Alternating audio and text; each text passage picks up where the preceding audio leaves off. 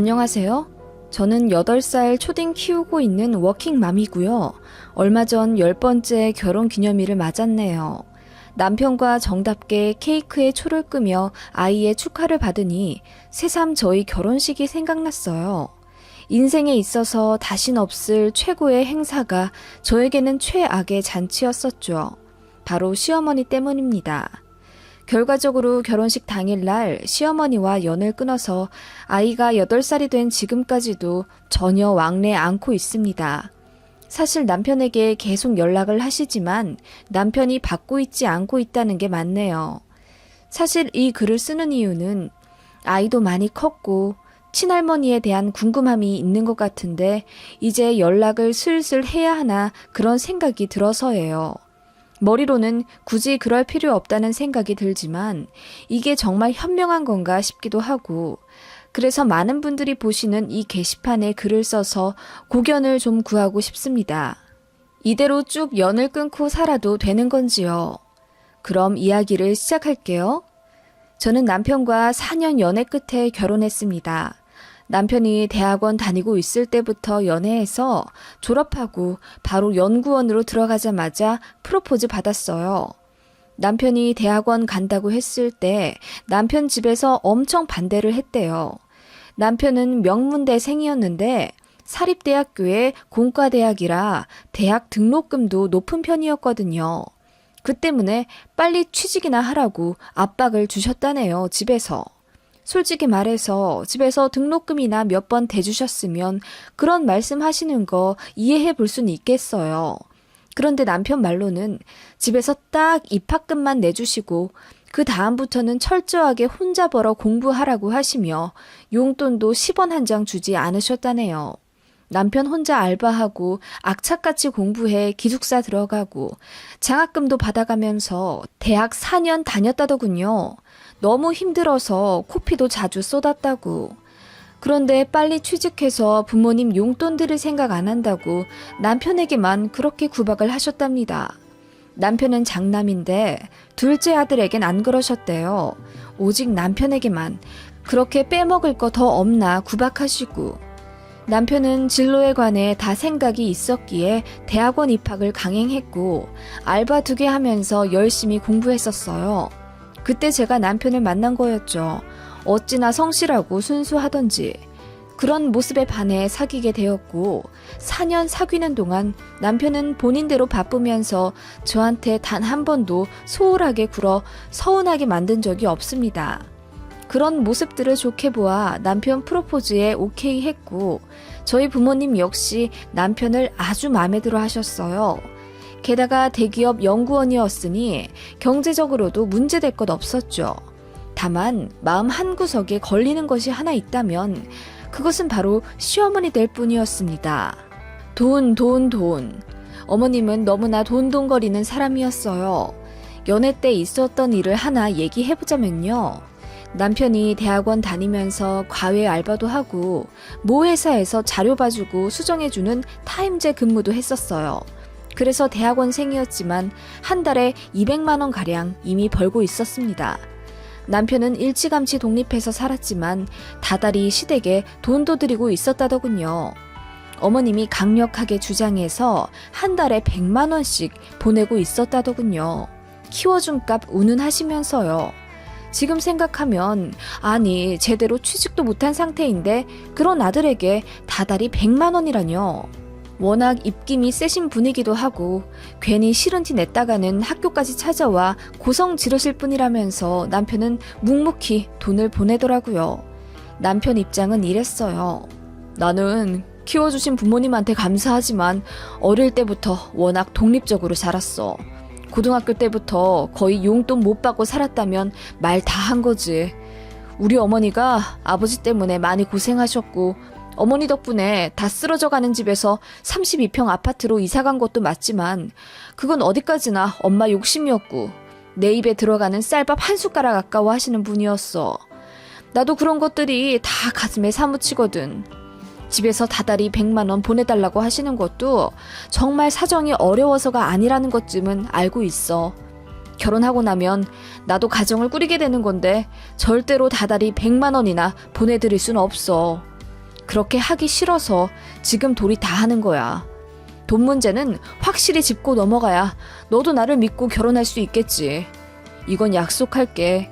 내가 밑빠진 독이 아니라는 걸 너와 살면서 꼭 증명해 보일게. 남편은 그렇게 저에게 믿음을 주어가며 저와 결혼하고 싶어 했어요. 저는 당시 너무 많이 어렸기 때문에 어머님의 그런 모습이 크게 심각하게 와닿진 않았는데 사실 알고 저희 엄마가 많이 걱정하시더라고요. 취직도 안 했는데 벌써부터 그렇게 아들한테 다달이 돈을 받아가신다냐. 어린 아들 공부하랴 알바하랴 얼마나 힘들 텐데 더 얹어주질 못할 망정 그걸 뺏어가? 나중에 결혼하면 꽤나 골치 아프겠다. 난 성환이 너무 성실하고 착해서 마음에 쏙 들지만 시댁이 그런 사람들이면 두 팔 벌려 환영은 못해. 어느 딸 부모가 그런 집에 시집 보내는 걸 좋아하겠니?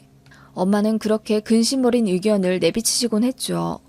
그래도 남편이 워낙 성실하고 착한 걸 아시니 사람 자체는 굉장히 마음에 들어 하셨습니다. 결혼 전에도 저희 집에 자주 식사하러 가곤 했는데 그때 저 빼고 어머님의 금전적인 요구에 관해 남편이랑 둘이 이야기를 자주 하셨던 모양이에요. 그때마다 남편이 본인 입장 정확하게 어필해서 결국 결혼 승낙 받았습니다. 그렇게 남편이 연구원 합격하고 프로포즈 받은 이후 저도 처음 남편네 집에 인사를 가게 되었어요. 그날 역시 잊을 수가 없네요. 시어머니는 처음부터 저를 탐탁치 않아 하셨습니다.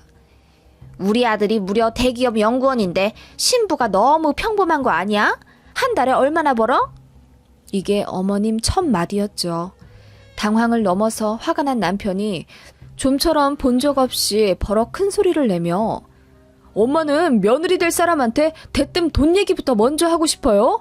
아무리 그래도 이름 정도는 먼저 물어보셔야죠.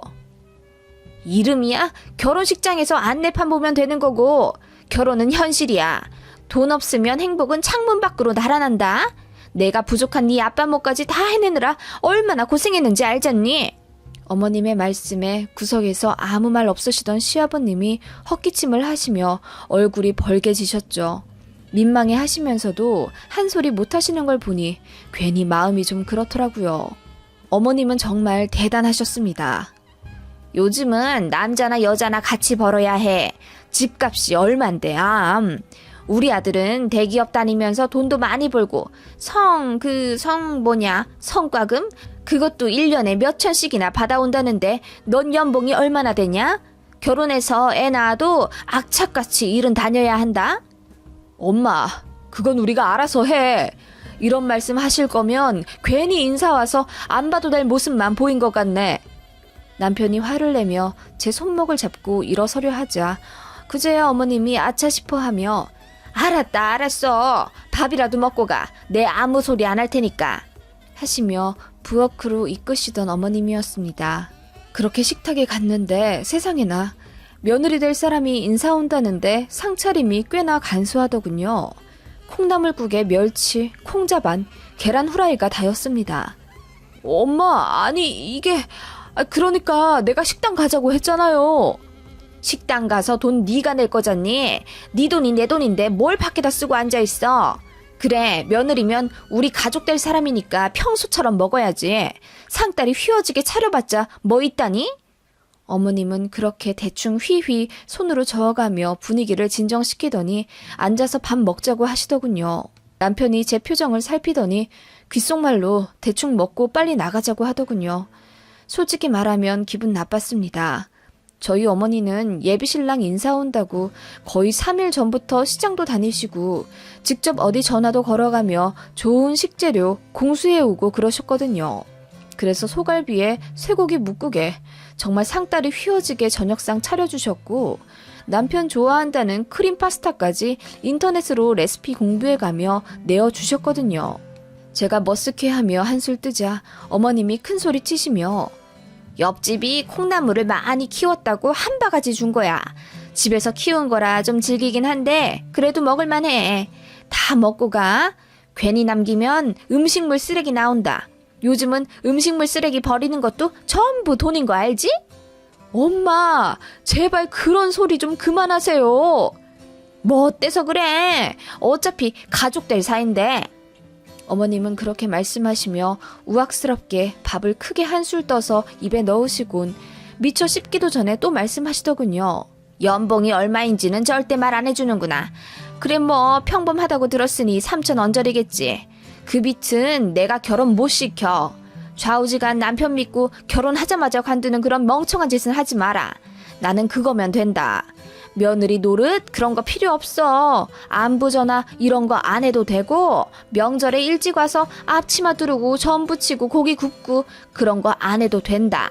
그냥 둘이 부지런히 벌어서 우리 집에 다달이 100만 원씩만 줘. 나는 그거면 돼.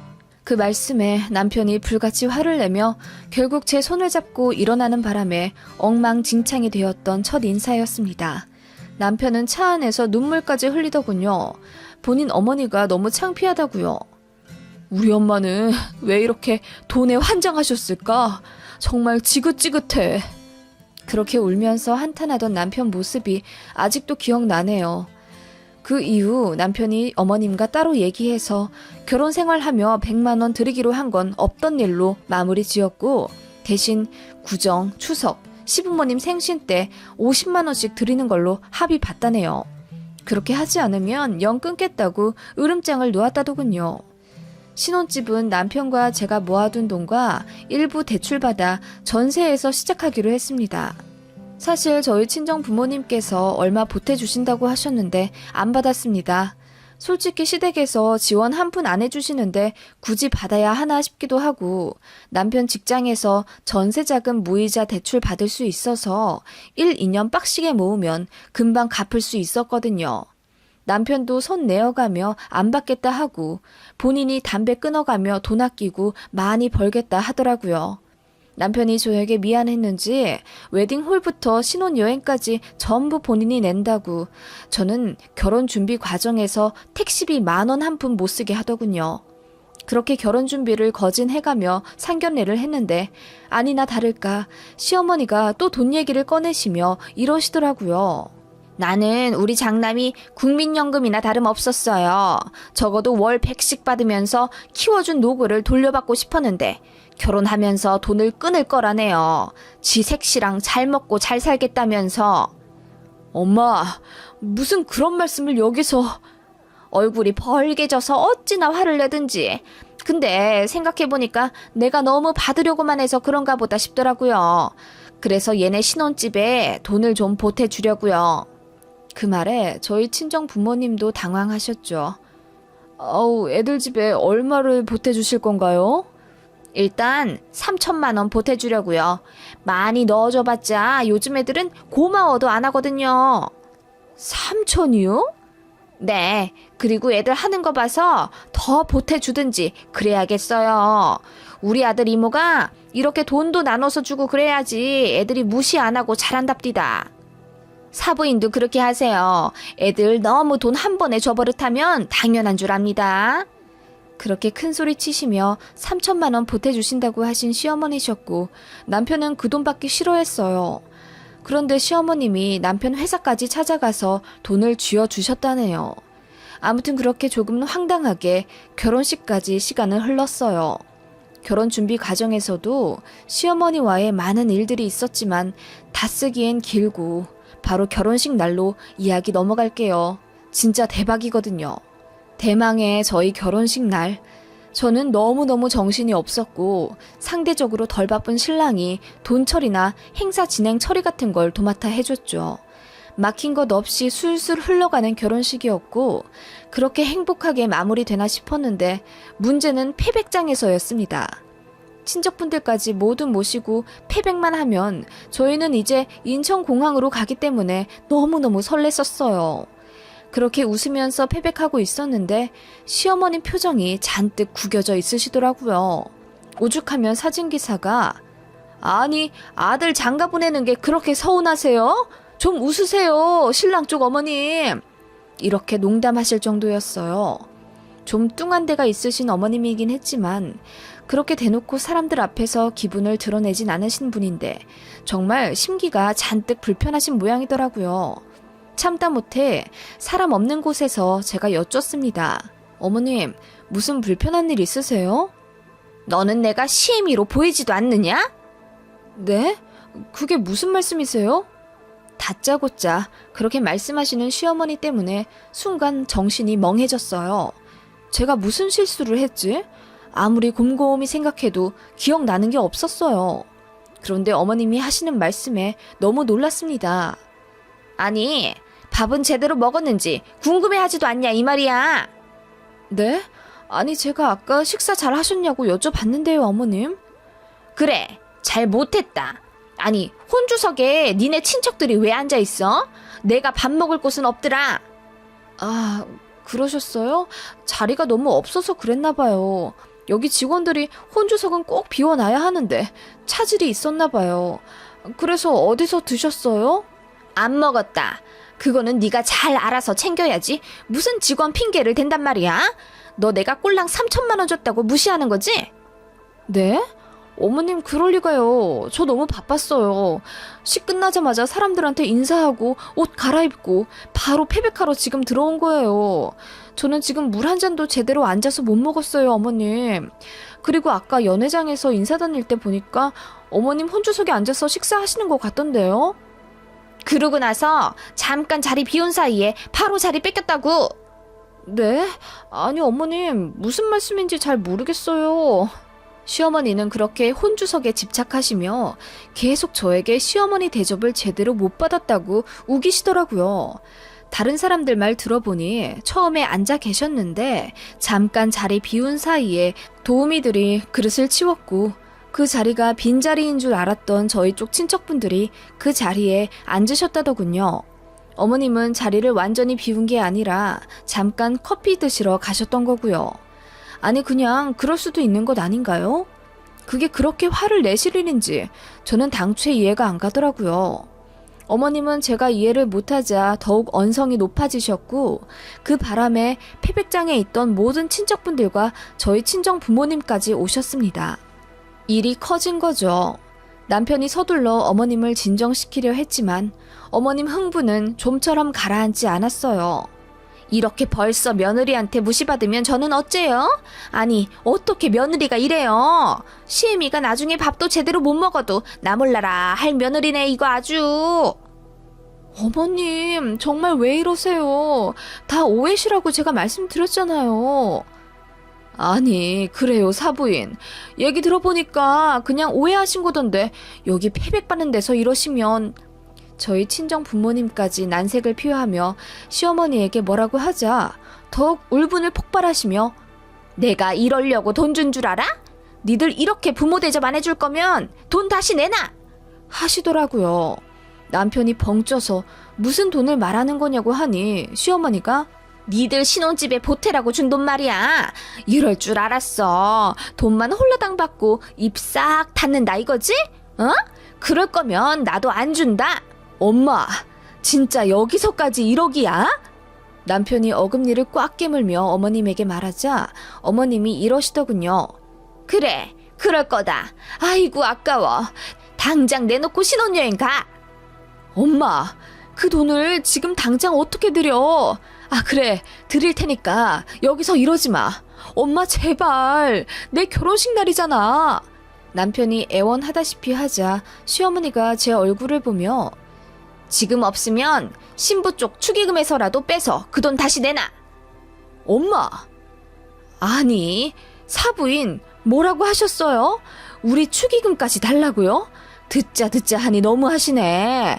이게 지금 말이 되는 행동이라고 생각하세요? 저희 엄마까지 화가 나서 언성을 높이자 순식간에 패백장이 아수라장이 되었고 저희 친정아빠와 시아버지가 부랴부랴 다른 친척들을 밖으로 내보냈습니다. 저번에 인사 갔을 때는 돈만 주면 안부 전화 안 해도 되고 명절에 전이며 튀김이며 며느리 노릇 안 해도 된다며 쿨한 모습을 보였던 시어머니가 고작 혼주석에 당신 자리 잠깐 빼앗긴 걸로 길길이 날뛰며 줬던 돈까지 도로 물으라 난리 치시는 게 저는 도저히 이해가 가지 않았고 저 포함 친정 부모님까지 굉장히 불쾌해 하셨습니다. 남편이 시어머니를 급하게 잡아 끌고 사람 없는 곳으로 모시고 가서 화를 막 내더군요. 엄마, 정말 1억이야? 대체 왜 이래? 무슨 신부 쪽 축의금을 내놓으라 마시라 이러는 거야? 내 축의금 다 가져가셨으면 됐잖아. 엄마, 제발 돈 가지고 그만해. 이러는 거 마지막이야. 뭐? 마지막? 나랑 전련을 하겠다 이거냐? 그래. 나는 엄마랑 연 끊고 사는 것까지 생각했어. 나 혼자 사는 거라면 모르겠지만 나 이제 가장이야. 내 와이프도 있는데 내가 다달이 엄마한테 돈 들이면서 전전긍긍하고 살아야겠어? 엄마가 형편이 어려운 것도 아닌데 왜 그렇게 나한테서 돈 못 뽑아 먹어서 안달이야? 내가 ATM기냐고? 이게 지 키워준 엄마한테 은혜도 모르고? 내가 엄마 이럴 줄 알고 그 3천만 원에서 1원 한 장 안 쓰고 고이 모셔놨어. 다시 되돌려주려고. 내가 엄마를 모를 줄 알아? 페이백만 하고 나서 바로 보내드릴 테니까 엄마 나가요. 나도 이제 못 참아. 네가 못 참으면 어쩔 건데? 그래, 연 끊는다고? 그놈의 돈. 어떻게 아들 결혼식장에서까지 이래? 그만하고 나가세요. 그렇게 남편이 어머님 등을 떠밀어 페백장 밖으로 내보내고 씩씩거리며 들어왔습니다. 한순간에 분위기는 싸해졌고 남편이 저희 부모님에게 90도로 인사하며 사죄하더군요. 시어머니 때문에 저 스트레스 받게 하는 일 없을 거라며 믿어달라고 하는데 저희 아버지께서 남편 등을 토닥여 주셨습니다. 알고 보니 시어머니는 3천만 원 주신 이후에 계속 남편더러 며느리 될 애가 고맙단 인사를 제대로 안 한 게 너무 불쾌하다 하셨답니다. 저 분명히 감사하다 인사드렸거든요. 백화점에서 명품 화장품 세트도 50만 원짜리 사서 보내드렸고요. 물론 3천만 원 없어서 아쉬웠던 적은 없습니다. 저희 능력이 없는 것도 아니었고 전세로 시작해도 충분하다는 생각이었거든요.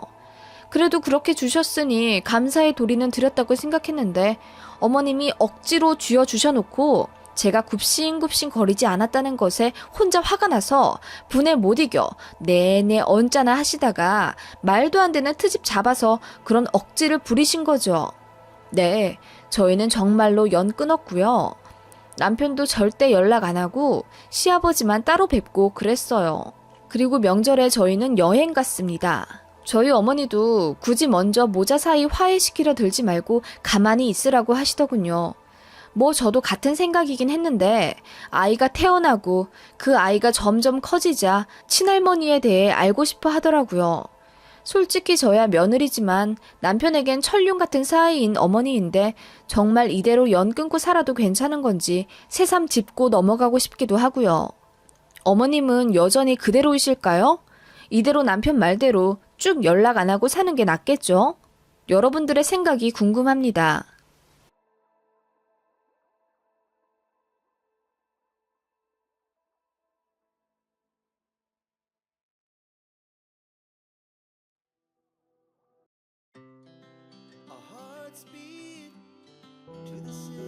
안녕하세요.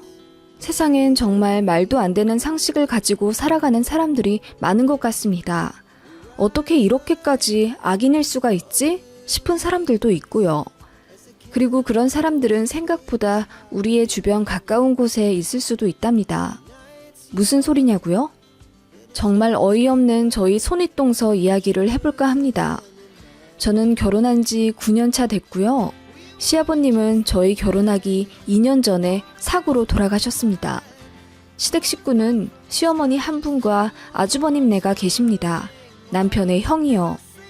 저희는 딸아이 하나 있고 아주버님은 아이가 없으세요. 아주버님네는 정말 다사다난했어요. 저희 신혼 때부터 둘이 싸워서 사내 만에 집을 반으로 나누네 만에 한 번씩은 난리쳤었고 부부싸움을 걸핏하면 저희 시댁 그러니까 시어머니 앞에서 하도 해서 시댁으로 경찰이 왔다 간 적도 있어요. 진짜 민폐였죠. 가뜩이나 고혈압과 대상포진으로 힘들어하시던 시어머니셨는데 그런 형님네 때문에 스트레스 많이 받아서 건강은 더욱 악화되셨어요. 입퇴원도 반복하시고 체력이 갑자기 훅 안 좋아지시는 게 육안으로도 느껴졌습니다. 그때가 저희 아이 6살 때인가 그랬으니 이 이야기는 2년 전 이야기네요. 홀로 계시는 시어머니께서 어느 날 지병으로 인한 극심한 통증으로 스스로 119에 전화를 걸어 응급실에 실려 가셨습니다. 저희 집은 시댁과 3시간 거리, 아주버님네는 시댁과 40분 거리였습니다. 그런데 어머님 연락받고 응급실에 도착했을 때 아주버님이나 형님은 안 계셨어요. 어머님, 좀 괜찮으세요? 수행 맞고 좀 진정하니 괜찮구나. 지난주에 좀 무리를 해서 그랬던 것 같아. 엄마, 그러게 추운데 왜 밖에서 2시간이나 산책을 하셨어요? 그야, 니네 형이 형수랑 우리 집 왔다가 또 싸워서 고래고래 소리 지르고 난리였잖냐. 아주 골이 아파서 밖에 있었지. 아주버님이랑 형님은 왜 자꾸 어머님 댁에서 싸운대요? 싸울 거면 본인 집에서나 싸우지. 그리고 왜 병원엔 아무도 안 오셨고요? 3시간 넘는 거리 사는 저희가 먼저 오다니요. 모르겠다. 연락은 했는데 둘이 또 심하게 싸운 모양이야. 아무래도 이번에 이혼을 할 것 같아. 네? 결국 이혼이요? 그랬어요. 아주버님의 잦은 투자와 사업 실패로 허구한 날 부부싸움을 하시더니 결국 갈라설 것 같더라고요. 어차피 둘 다 돈 때문에 결혼한 사이라 이혼 위기에서도 다른 가족들은 안중에도 없이 오직 머릿속에 돈밖에 없는 부부였습니다. 역시나 두 사람은 긴 불화 끝에 결국 이혼한다 하더군요. 둘이 진흙탕 싸움 끝에 아주버님은 필리핀인지 베트남인지 또 다른 사업을 하러 떠나겠다고 하더군요. 그런데 이혼 처리를 하지 않고 훌쩍 떠났더래요. 형님이 실종 신고를 하겠다, 이혼 소송을 하겠다, 위자료 달라, 어쩌고 저쩌고 하며 시댁까지 찾아와선 시어머니에게 당장 큰아들 찾아와서 이혼하게 해달라 난동을 피웠다더군요. 시어머님도 당장 큰아들이랑 연락이 안 되는데 어떻게 하겠냐고 했습니다. 모른다고 했더니 두 모자가 짜고 본인한테까지 사기를 친다 어쩐다 하면서 그때 얼마나 난리를 피웠는지 몰라요. 저희 남편도 처음으로 큰 소리 내면서 형수, 그만 좀 해요. 우리 엄마가 무슨 죄라고. 그러니까 왜 우리 형이랑 결혼했어요? 누가 결혼하라고 등 떠밀었냐고요. 형수가 선택한 결혼, 형수가 말아먹어 놓고 왜 불쌍한 우리 엄마한테 자꾸 난리야? 뭐라고? 싹수 없기로는 두 형제가 똑같네? 똑같아. 내가 니들 둘 다 폭삭 망하길 매일 물 떠놓고 빌 거야. 그렇게 앙칼지게 저주를 퍼부어버리곤 종적을 감추었었던 형님입니다. 형님에 관한 많은 에피소드들이 있지만 다 쓸 수는 없고 대충 형님네 부부의 인성을 알 수 있는 몇 가지 사건들만 써보는 거예요. 아무튼 저희 시어머니는 그날 이후로 몸이 아주 쇠약해지셨어요. 그래서 고민 끝에 저희 집에서 모셨습니다. 누군가는 그러더군요. 아직 그렇게 연세가 많으신 것도 아니고 아이는 어린데 언제 돌아가실 줄 알고 겁도 없이 덜컥 모셨냐고 제가 멋 모르는 애송이라고 하더군요. 요즘 세상에 제 발로 시어머니께 찾아가 합가하자고 하는 며느리는 없을 거라며. 글쎄요, 저는 저희 시어머니가 그냥 엄마 같습니다. 저는 친정어머니가 안 계세요. 제가 아주 어릴 적에 엄마가 집을 나가서 친정아빠 혼자 저를 키우셨거든요.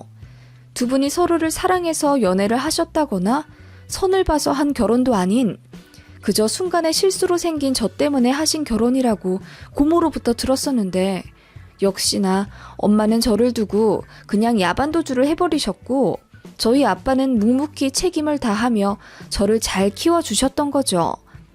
그래도 살면서 엄마 없는 서름은 별로 느끼지 못했던 걸 보면 저희 친정아빠가 참 금이야 오기야 저를 사랑으로 키워주셨던 것 같아요. 아무튼 그렇게 엄마 없이 결혼했고 꼭 엄마가 안 계셔서라기보다는 제가 워낙 덜렁대기도 하고 공부하랴 회사 일하랴 정신이 없었기 때문에 딱히 살림에 소질이 있진 않았습니다. 저희 남편이 저보다 요리도 더 잘하고 눈썰미가 좋아서 집안일도 참 야무지게 잘해요. 맞벌이에 아이도 어려서 집이 개판 5분 전 되기 십상이지만 성실하고 가정적인 남편 덕분에 저희 집은 늘 모델하우스 뺨친답니다. 쓰다 보니 남편 자랑을 하게 되었네요. 하지만 남편만큼 시어머님도 참 좋으신 분이에요. 많이 부족한 저임에도 어머님은 단 한 번도 눈치 주는 말씀이나 구박을 하지 않으셨어요. 심지어 저희 고모도 저더러 엄마가 없어서 손이 야물지 못하다 라고 말씀하셨는데 더 9세대이신 시어머님도 저에게 그런 비슷한 말씀을 전혀 해주신 적이 없으세요. 일하느라 힘들지 고생한다. 아이 낳고 몸 상해 어쩌니? 아들 보고 산후보약 더 비싼 것 좀 지어오라고 해야겠다. 딸이 없어서 제가 딸 같다며 참 많이 아껴주셨습니다. 이렇듯 남편이랑 사이도 좋고 시어머니도 존경하는 제가 안 모실 이유가 없잖아요. 게다가 저희 아이도 할머니를 참 좋아하니. 그리하여 24평이라 좀 좁지만 작은 방 하나를 겨우 비워 쓸고 닦고 어머님 쉴 곳을 만들어드리고 모셨습니다. 어머님 방으로 안내해드리자마자 눈물을 왈칵 쏟으시더라고요. 고맙다. 너희 방도 없을 텐데 어찌 이렇게 공간을 냈어. 저희는 방 없어도 돼요. 어차피 안방에서 다 같이 자는데요 뭘. 지원이 방만 하나 있으면 되죠. 남는 방 창고로 써서 뭐해요. 어머님 여기서 푹 쉬세요. 고맙다. 고마워. 그렇게 저희는 어머님을 모셨지만 어머님은 한 달에 2주 정도만 늘 계시다 돌아가셨어요. 저희가 비좁아서 답답할 거라고 생각하셨나 봐요. 그럴 만도 한 게 어머님은 32평짜리 집에서 혼자 사시거든요. 아버님이 생전에 넓은 집에서 살고 싶다고 소망하셔서 약간 무리를 해서 평수를 넓히셨었죠. 그 집에서 얼마 못 살고 돌아가셨다는 게 유감이지만 어머님 살고 계신 곳은 지방이지만 꾸준히 개발도 되어오던 곳이고 전국적으로 부동산도 호황이라 집값이 거의 3배는 뛰었습니다. 어느새 9억을 찍었다고 하더군요. 어머님은 늘 그 집을 팔고 작은 곳으로 가고 싶다고 하셨지만 저희 남편이 반대했었습니다. 엄마, 그 집 팔아서 작은 집 간다 해도 그 차액 다 형한테 빼앗겨. 엄마도 알잖아. 형이랑 형수가 이 집 엄청 탐내는 거 무조건 갖고 있어. 이 집 담보로 뭐 해달라고 해도 절대 해주지 마. 알았지? 그래, 알았다. 저희 남편이 만날 때마다 신신당부했고 예상대로 아주버님이 몇 번이나 집 팔아 돈 좀 해달라고 했지만 어머님은 집을 팔지 않으셨어요. 큰아들에게 빚을 내서 해주든 아파트를 팔아서 해주든 금세 증발되어 아무 의미 없어질 게 뻔하다는 걸 어머님도 알고 계셨어요. 그래서 하나도 안 해주신 건 아닙니다. 제가 알기로는 돌아가신 시아버지 사망보험금이며 남겨놓으신 유산이며 죄다 긁어모아 결혼하고 나서도 5, 6억은 해주신 걸로 알고 있어요. 그런데도 틈만 나면 시어머니를 어떻게든 짜내어 얼마라도 얻어가려고 혈안이었던 그들입니다. 아무튼 그런 사연이 있는 아파트라 시어머니께서 더욱 애착이 있었고 먼저 하늘로 떠난 남편의 흔적이 있어 더욱 애틋하다고 하시더군요. 그런데 어느 날 정말 놀라운 소식을 듣게 됩니다. 서류상 정리만 안 했지 이혼한 상태인 형님네가 재결합을 했다고 하더군요. 정말 다신 서로 엮일 리 없을 거라 확신할 정도로 그들은 서로 볼장 다 보며 헤어졌었거든요. 과정에서 폭력도 있었고 경찰도 2번이나 왔다 갔으며 제일 중요한 건 그 부부는 서로를 아주 싫어해요. 돈 밝히는 형님은 번번이 사업 말아먹는 아주버님에게 아주 치를 떨었고 아주버님은 아주버님대로 매일 명품 쇼핑에 혈안이 되어 몰래 카드빚까지 만드는 형님에게 질릴 대로 질렸습니다. 그들이 어떻게 다시 재결합을 한단 말이죠? 이해가 안 가더라고요. 그래도 다시 잘 살아보겠다고 합쳤으니 저희는 축하해줄 수밖에 없었어요. 명절 핑계로 그 부부가 시댁에 왔더라고요. 아주버님, 이제 행복하게 잘 사셨으면 좋겠어요. 두 분 많은 일들이 있었잖아요. 그래 형, 또 싸우려고 재결합하는 건 아니겠지? 이제 잡으면 그만 내고 잘들 살아. 엄마도 많이 늙으셨잖아. 속 좀 그만 썩이고. 저희가 잔소리 아닌 잔소리를 했고 형님네는 하하 웃으며 알겠다고 하더군요. 저희는 다시는 이런 화기애애한 분위기의 가족이 될 거라 예상 못했는데 기적처럼 저희 모두가 한데 모여 웃고 있더라고요. 그 모습에 어머님은 감격하셨는지 눈물마저 글썽이셨습니다. 진작 정신들 차렸으면 좀 좋아. 이렇게 다들 행복할 수 있었는데 왜 그 먼 길을 돌아왔어? 엄마, 미안해요. 우리가 잘 살게. 어머니, 저희가 그동안 철이 너무 없었어요. 떨어져 지내면서 서로 반성도 했어요. 이제 정말 잘 살게요. 어머님한테도 많이 죄송했어요. 형님이 전에 없이 싹싹하게 굴며 이제 제대로 된 맏며느리 노릇 좀 해보겠다는 선언을 하더군요. 그 모습이 귀엽기도 했고 이제야 좀 화목한 집안이 되려나 싶어 남편과 함께 좋아했습니다. 그러던 어느 날 시어머님을 모시고 저희 집에 오기로 한 날이 되어 시댁으로 갔어요. 그런데 계셔야 할 어머님이 댁에 안 계시더군요. 이리저리 집을 찾아봐도 안 계셨습니다. 무슨 일인가 하고 전화를 걸었는데 어머님께서 흐느끼며 받으시는 거예요. 어머마, 어머님, 무슨 일이세요? 어디 계세요? 저 어머님 모시러 왔어요. 나 여기 네 형님네 집이야. 형님네 집이요? 그럼 대전에 가셨다는 말씀이세요? 아니, 대전이 아니라 그 옆에 작은 시골이야. 와보니 얘네 웬 시골 폐가 같은 데서 살고 있지 뭐니. 네? 시골이요? 아니 어머님, 일단 제가 갈게요. 횡설수설 무슨 말씀인지 모를 통화에 일단 문자로 주소부터 받아 냉큼 달렸습니다. 한참을 산길을 굽이굽이 달려 도착한 그곳은 어머님 말씀대로 정말 폐가 수준의 낡은 집이었어요. 거기서 형님이랑 아주버님 그리고 시어머니가 계시더군요. 아니 대체 여기서 뭐 하세요? 여긴 어디고요? 동서, 사실 여기가 우리 집이야. 사실 알다시피 우리 사업도 쫄딱 망하고 돈도 없잖아. 같이 잘 살아보자고 재결합하긴 했는데 대전 아파트는 다 넘어갔고 아쉬운 대로 우리 수준에서 살 집 구하다 보니 여기밖에 없더라고. 여기 단돈 700만 원에 매매했어. 대박이지? 네? 아니 그게 무슨... 너무 충격적이었어요. 부엌과 화장실은 야외에 있었으며 심지어 부엌은 아궁이었고요. 방이라고 거실이고 할 것도 없이 그냥 문 열고 들어가면 바로 방 하나가 끝이었어요. 거미줄도 듬성듬성 있고 벽지는 다 떨어져 나갔고요. 그런 곳을 집이라고 할 수가 없겠더라고요. 그런데 그런 곳을 집이랍시고 형님네가 시어머니를 초대했다는 겁니다. 어머님은 당연히 충격받으시죠. 옆에서 엉엉 우시더라고요. 큰아들 내외가 이런 말도 안 되는 집에 살고 있는 게 너무 절망스러우셨던 겁니다. 그런데 형님은 애써 씩씩한 말투로 왜요 어머님, 저희는 좋아요. 그만 오세요. 여기서 새 출발하면서 행복하게 잘 살게요. 아니 어떻게 골라도 이런 집을. 엄마 너무 걱정 마. 우린 괜찮아. 오히려 형님네 부부가 어머님을 다독거리며 위로해주는데 그 모습이 몹시나 이질감 들여 보였어요. 저는 그 모습에서 약간 어색한 연기를 느꼈습니다.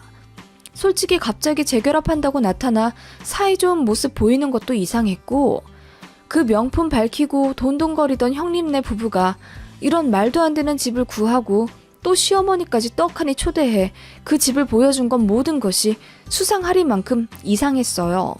일단 저는 시어머니가 안정을 취하셔야 할 것 같다며 급히 집으로 모셔왔고 어머님은 저희 집에 계시는 내내 우울해 하셨습니다. 그러시더니 마음이 좋지 않아 시댁에 먼저 가봐야겠다며 예상보다 빨리 댁으로 돌아가셨고 그 사이 아주 난리가 나게 됩니다. 형님네 부부가 시어머니께 합가하자고 했다는 겁니다. 그동안 너무 불효해서 죄송하기도 하고 이제 정신 차렸으니 제대로 큰아들 맏며느리 노릇해보고 싶다며 어머님을 모시고 싶다고 했대요. 어머님이 망설이시자 형님이 나서며 저희가 그 집에 들어가는 건 어머님이 별로 안 내키시죠? 어머님 그러지 마시고 그 집 팔아서 우리 같이 시골에서 살아요. 네? 어머님 이제 공기 좋고 물 맑은 곳에서 매일매일 산책도 하시고 텃밭도 일구면서 그렇게 자연 친화적으로 사셔야죠. 그래야 건강도 좋아진다고요. 제가 좋은 음식으로 어머님께 매일매일 요리해서 대접할게요. 아니 몇십 년 살던 집을 당장 나와 어떻게 거기로 간다고. 나는 지금이 좋다. 어머님 저희 이제 새 마음 먹고 잘 살려고 하고 있어요.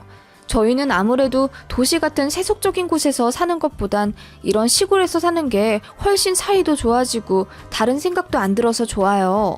저희 재결합한 거 보기 좋지 않으세요? 아, 그건 그렇다만 저희는 어머님이 꼭 필요해요. 어머님 모시면서 그렇게 오래오래 행복하게 살고 싶어요. 생각은 고맙구나. 그치만 어머님도 그 집 팔아서 이제 시골로 내려오세요. 거기 친구분들도 안 계시잖아요. 그 집 파셔서 딱 1억만 내어서 여기 리모델링 하면 어머님 살기도 편하실 거고 아주 끝내줄 거예요. 어머님, 저희 부부는 어머님 꼭 모시고 싶어요. 저희가 저희만 낼름 잘 살겠다고 돈 달라고 했으면 어머님 모시겠다는 말도 안 했겠죠. 저희는 어머님을 꼭 모시고 싶어서 그러는 거예요. 왜 작은 아들네만 의지하세요? 저희 진심 무시하시는 거 아니죠? 형님은 그렇게 잔뜩 압박하다시피 하며 시어머님을 설득하셨다네요.